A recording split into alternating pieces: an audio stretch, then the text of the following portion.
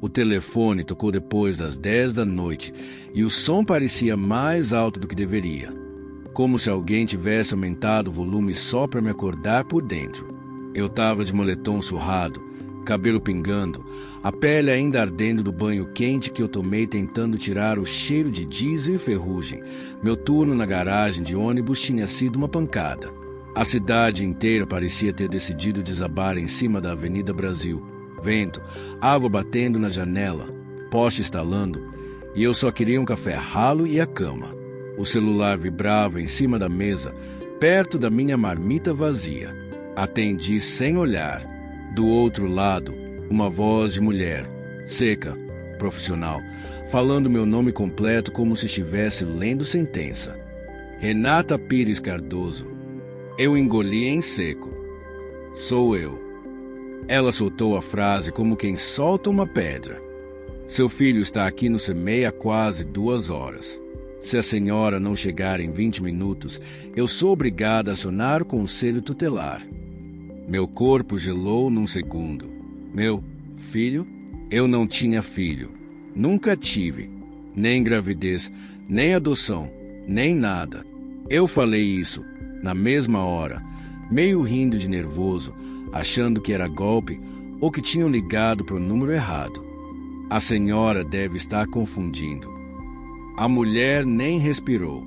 Ela começou a ler meu CPF, meu endereço, meu telefone, até o nome da rua onde eu moro, do jeito certinho, com complemento tudo, como se alguém tivesse copiado minha vida num formulário.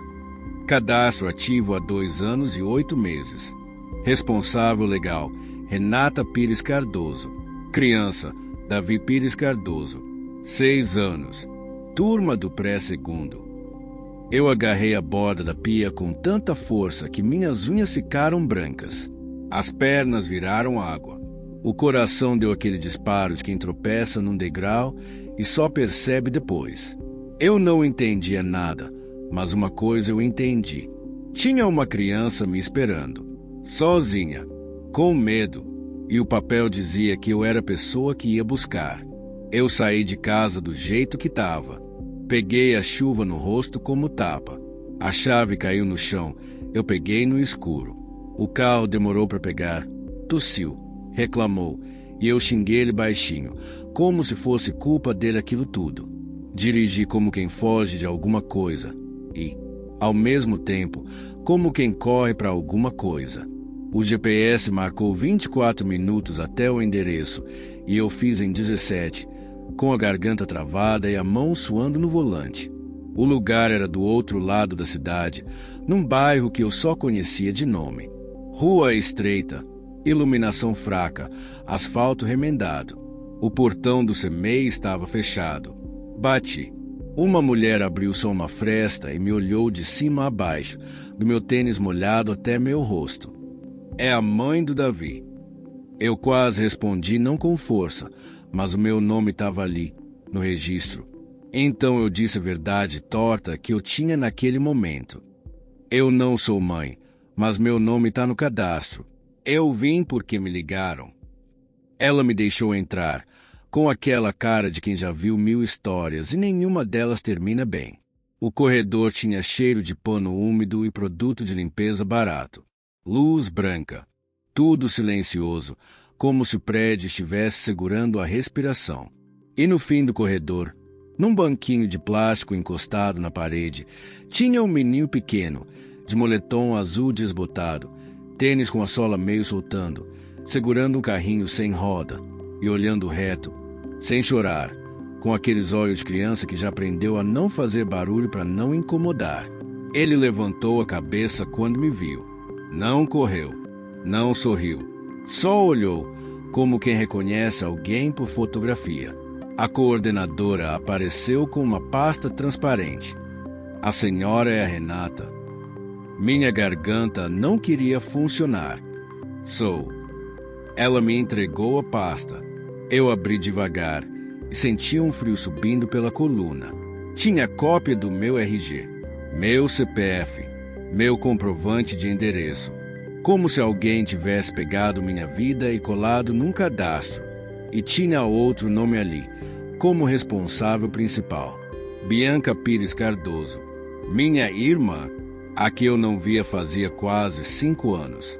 A que saiu de casa dizendo que ia começar do zero em outra cidade, com uma mochila cinza e o orgulho maior que ela. A que bloqueou meu número depois de uma briga besta e sumiu como se eu tivesse morrido. E agora, ela tinha um filho e colocou meu nome como responsável, sem me avisar, sem pedir, sem nada. Como quem joga uma garrafa no mar e torce para alguém achar antes de afundar. O menino, Davi, levantou, veio até mim e pegou na minha mão com uma firmeza estranha. A mão dele era pequena e fria. A minha tremia.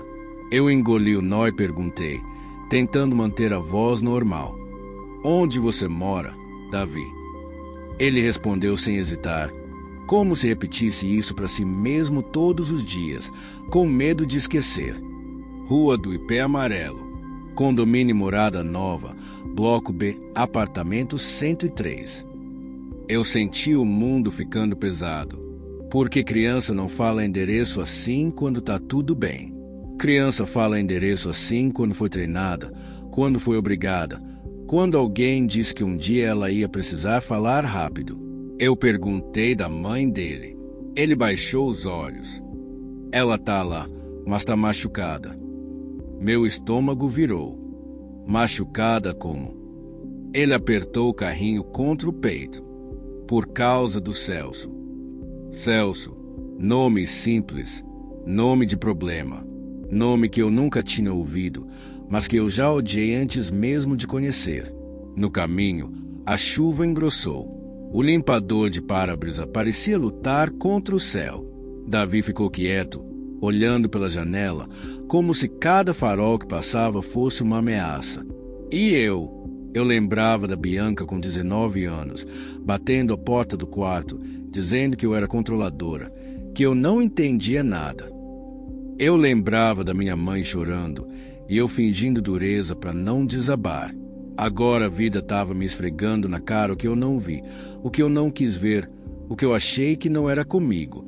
O condomínio era daqueles conjuntos de prédios iguais, parede manchada, escada com lâmpada queimada, portão que não fecha direito, cheiro de comida requentada misturado com umidade. Subimos para o primeiro andar quase no escuro. A porta do 103 estava encostada. A encostada, não trancada. Eu empurrei devagar. Bianca. Nada. Davi segurou na barra da minha blusa. Eu fui entrando com cuidado, e o silêncio ali dentro era um tipo de grito. No quarto, ela estava no chão, de lado, com o rosto inchado, o lábio cortado, a blusa rasgada no ombro, marcas roxas no braço como se alguém tivesse apertado com raiva. Respirava devagar, aquele jeito de quem ainda está aqui, mas por pouco.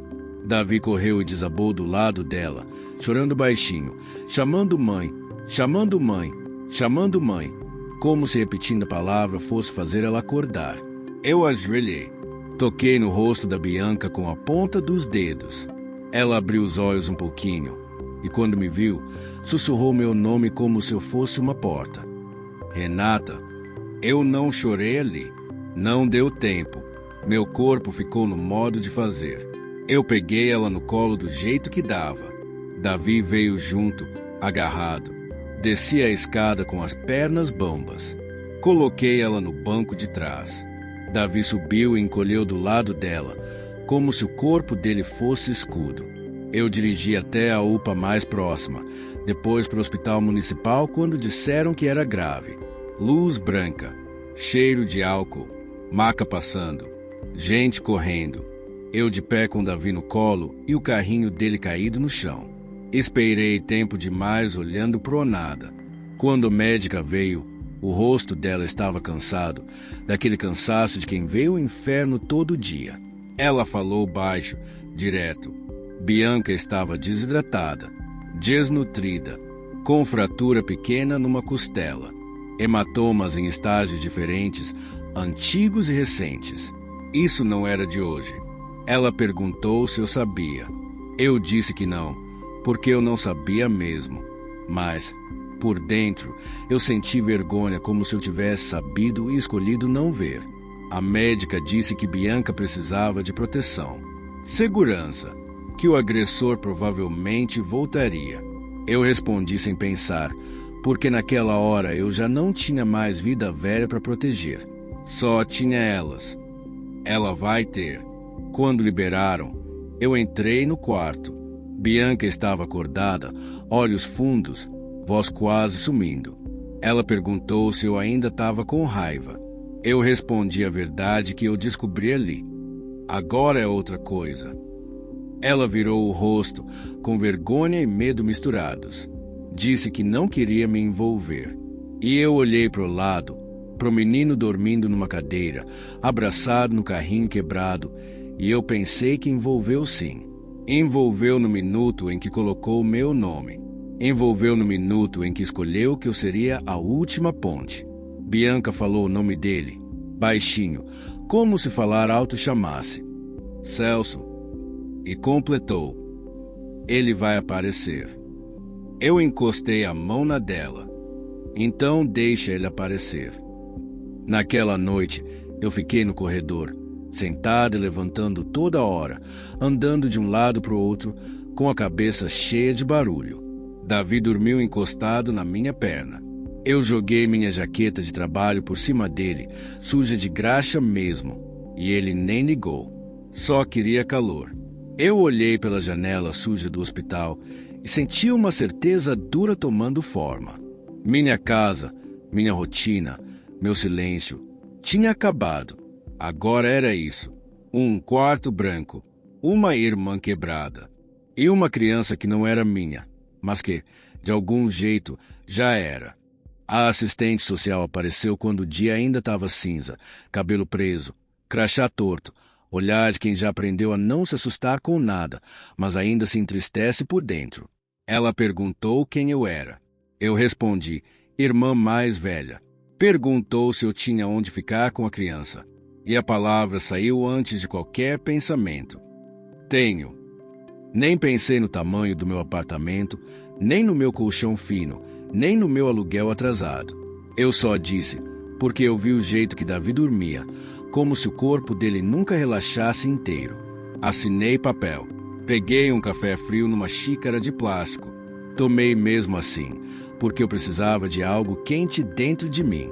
2 dias depois, Bianca recebeu alta. Ela levantou devagar, o rosto ainda inchado, mas mais limpa, mais presente. Davi ficou ao lado dela o tempo todo, colado, como se o ar pudesse arrancar a mãe dele. Eu fui em casa pegar o básico, roupa limpa, escova de dente, um cobertor, um travesseiro extra. Quando abri a minha geladeira, quase ri de nervoso, tinha um pote de arroz, um resto de feijão e um limão triste. Peguei uma mochila velha, enfiei camisetas minhas que serviam no Davi, um pacote de biscoito, uma toalha. Fechei a porta sem saber quando ia voltar a viver como antes. No caminho de volta, o sol abriu de um jeito agressivo, como se a cidade fingisse que nada tinha acontecido. Quando entramos no meu apartamento, eu senti na hora, pequeno demais, silencioso demais, limpo demais, daquele tipo de limpeza que é mais solidão do que organização. Coloquei Bianca no sofá. Davi sentou no chão com o carrinho quebrado. Eu fechei a porta, tranquei. E mesmo sabendo que cadeira não segura homem nenhum, eu empurrei uma cadeira contra a maçaneta, só para minha cabeça respirar um pouco. No primeiro dia, a gente quase não conversou. Eu fiz sopa. Bianca tomou 2 colheres e parou, como se engolir doesse mais do que a costela. Davi comeu como quem não sabia se teria de novo. Depois eu dei banho no Davi. Água morna, sabonete que eu tinha comprado no mercado barato, toalha velha, e ele deixou eu lavar o cabelo dele com uma confiança quieta que me deu vontade de chorar, mas eu engoli. Dei meu quarto para os 2. Joguei um edredom no sofá e fui para a cozinha comer pão seco, ouvindo o relógio fazendo barulho como se fosse acusação. De noite, eu não dormi. Deitei no chão da sala e fiquei olhando para o teto, pensando no tal Celso, no que ele era capaz de fazer e no que eu ia ter que virar para impedir. No segundo dia, Bianca começou a falar devagar, com pausas longas, como se cada palavra fosse arrancada com um alicate. Disse que conheceu Celso num bar pequeno perto de um terminal. Ele parecia tranquilo, prestativo. Dizia que ia cuidar dela, que homem de verdade protege. Depois veio o ciúme. Depois veio a bebida. E quando ela percebeu, já era tarde. O primeiro empurrão virou tapa. O tapa virou soco. O soco virou ameaça. Ela disse que tentou fugir 2 vezes. Mas ele falava do Davi. Se você abrir a boca, eu pego ele e você nunca mais vê. E ela acreditou, porque tinha medo, porque estava sozinha, porque não tinha para onde correr. Eu ouvi sem interromper, sem fazer drama, sem perguntar por quê. Porque naquele momento eu entendi uma coisa simples e cruel. Quem nunca viveu isso, acha que sair é fácil. Quem vive, sabe que às vezes o medo vira coleira. Davi ficou quieto ouvindo também, como se aquela história já fosse dele há muito tempo. Quando Bianca cansou e ficou olhando para o nada, eu fui lavar a louça, esfregar a pia, limpar qualquer coisa, porque eu precisava mover as mãos para não perder a cabeça. E eu sabia que ele ia aparecer. No 3º dia, eu fui ao mercado cedo, comprei leite, pão, fruta, sabonete, um pacote de macarrão e voltei correndo. Bianca estava no sofá olhando fixo para a porta, como se esperasse um barulho. Davi desenhava no chão com um giz de cera, fazendo uma casa com 2 janelas, um sol enorme, como se fosse pedido.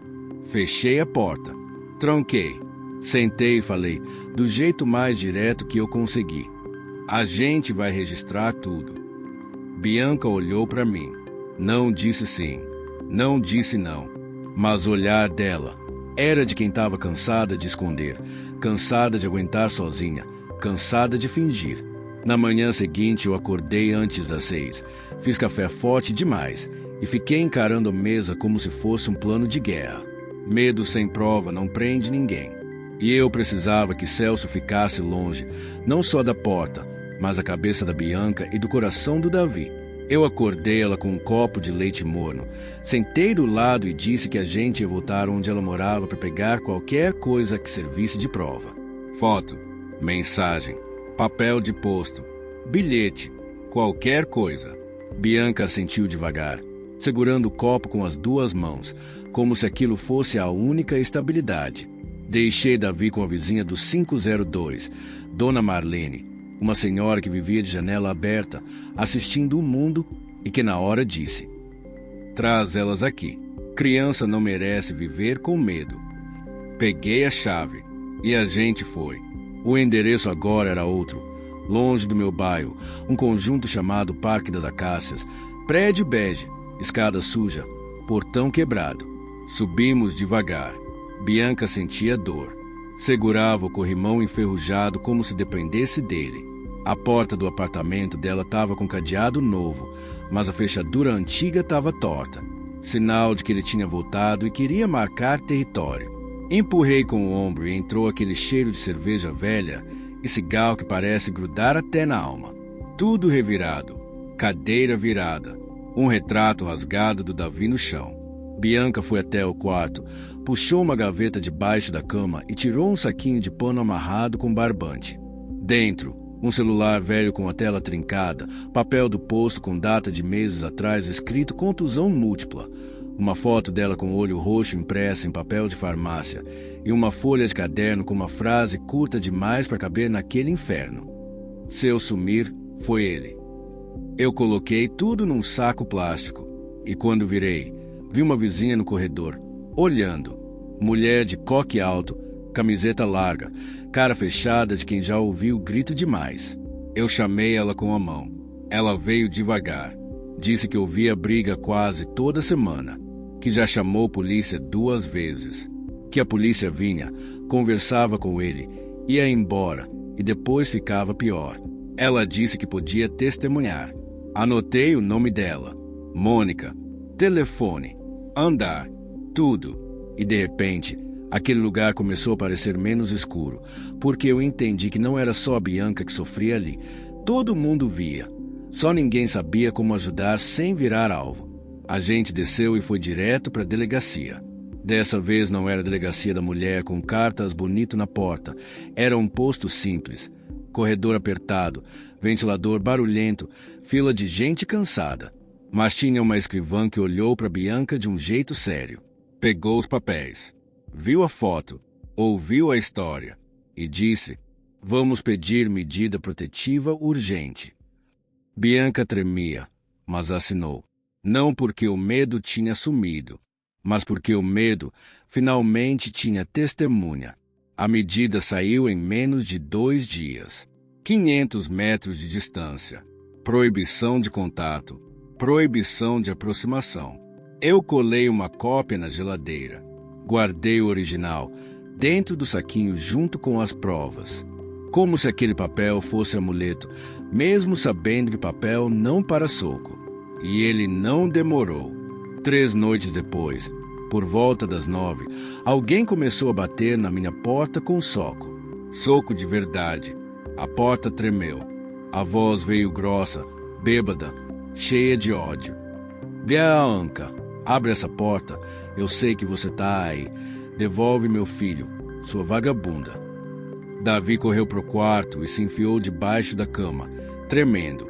Bianca congelou no sofá, olhos arregalados, o corpo inteiro travado. Eu fui até a porta com a mão firme, o coração despencando, e gritei lá de dentro: "Você tá com medida protetiva. Se continuar, eu chamo a polícia." Ele riu. "Papel não segura homem. Não, eu volto a hora que eu quiser. Eu sei onde vocês moram." Outro soco. A madeira gemeu. Eu peguei o celular e liguei no 190 com a mão tremendo, sem desgrudar da maçaneta. Enquanto eu falava com a atendente, eu ouvia ele andando pelo corredor, xingando, cuspindo no chão. Depois o som do elevador, o barulho de um carro saindo rápido demais. A polícia demorou, mas passou. E naquela noite a gente não dormiu. Acendemos todas as luzes. Ficamos nós 3 no sofá, cobertor no colo, pão com manteiga na mão, ouvindo qualquer barulho como se fosse ameaça. Quando o sol clareou, eu senti o corpo inteiro doer de cansaço, mas senti também uma coisa crescendo. Uma força pequena, uma certeza. Se ele voltasse, ia encontrar uma casa diferente. E eu não ia deixar a vida dela ser tomada de novo. Na semana seguinte, a intimação chegou dobrada dentro de um envelope pardo, papel fino, letra fria, data marcada. Audiência, 9 da manhã, Fórum Central. Eu coloquei o papel na mesa e fiquei olhando para ele como quem olha para o mapa que não quer seguir, mas sabe que não tem outro caminho. No dia marcado, acordei cedo demais. Fiz café forte. Bianca vestiu uma calça jeans minha, folgada na cintura. Davi foi de camiseta limpa e tênis que eu comprei usado no brechó da esquina. Antes de sair, eu travei a porta 2 vezes. Hábito novo. O fórum era um prédio antigo, de pedra clara, corredor largo, banco de madeira cheio de gente sentada em silêncio, todos com a mesma cara, a de quem não queria estar ali, mas precisava. Quando chamaram o nome da Bianca, eu senti o estômago virar. A sala era fria. Juíza de toga preta. Promotor de terno claro. Celso do outro lado, barba por fazer. Olhar vermelho. Advogado ao lado falando baixo no ouvido dele. A juíza pediu que Bianca falasse. Ela respirou fundo, segurou o microfone com as 2 mãos e começou. Falou do primeiro empurrão, do primeiro tapa, da primeira noite em que dormiu no chão para não acordar o filho. Falou das ameaças, do medo, das vezes em que pensou em fugir, mas não tinha para onde ir. Falou do dia em que decidiu escrever meu nome no cadastro da escola, não porque eu fosse a melhor opção, mas porque eu era a última. Quando terminou, a juíza perguntou se ela queria acrescentar algo. Bianca olhou para mim, depois para o Davi, sentado quieto no banco, e disse que agora não estava mais sozinha, que queria seguir com a denúncia. Celso riu pelo nariz. O advogado cochichou alguma coisa. A juíza não levantou a voz, não fez discurso, Só falou firme. Havia indícios suficientes. Medida protetiva mantida. Processo seguiria. Quando saímos do fórum, o sol batia forte na calçada. Davi segurou minha mão e perguntou, baixinho, se o homem ia voltar. Eu me abaixei, olhei nos olhos dele e disse a verdade possível. A justiça é lenta, mas agora ela sabe quem ele é. Ele assentiu, como que entende mais o que deveria para a idade que tem. Os meses seguintes não foram fáceis. Celso recorreu. Tentou acordo. Disse que era mentira. Disse que Bianca era instável. Disse que era bom pai. A promotoria juntou tudo. Fotos, relatórios, testemunha da vizinha, exame médico, áudio gravado. E, aos poucos, o barulho foi mudando de lugar. Já não era mais dentro da nossa casa. Era nos altos. Enquanto isso, a vida ia tentando se ajeitar. Bianca conseguiu vaga num curso gratuito de manicure e estética básica. Saía 3 vezes por semana. Voltava cansada, mas com cheiro de creme novo e conversa diferente. Começou a atender vizinha. Guardava o dinheiro num pote com etiqueta escrita futuro. Davi entrou numa escola perto de casa. Fez amigo. Parou de acordar, gritando à noite. Começou a rir alto, aquele riso que enche o ambiente. Eu mudei meu turno. Saí do pesado. Fui para manutenção leve. Comecei a consertar coisas em casa, ventilador, ferro, liquidificador. A vizinhança começou a pedir. Eu fiz uma plaquinha simples e pendurei na varanda. Conserto geral, porque eu entendia de coisa quebrada. Um dia, a sentença saiu. 4 anos de reclusão, sem aproximação, sem contato. Celso recorreu de novo, perdeu. Quando me ligaram confirmando que não cabia mais recurso, eu estava com a mão suja de graxa, apertando o parafuso de ventilador.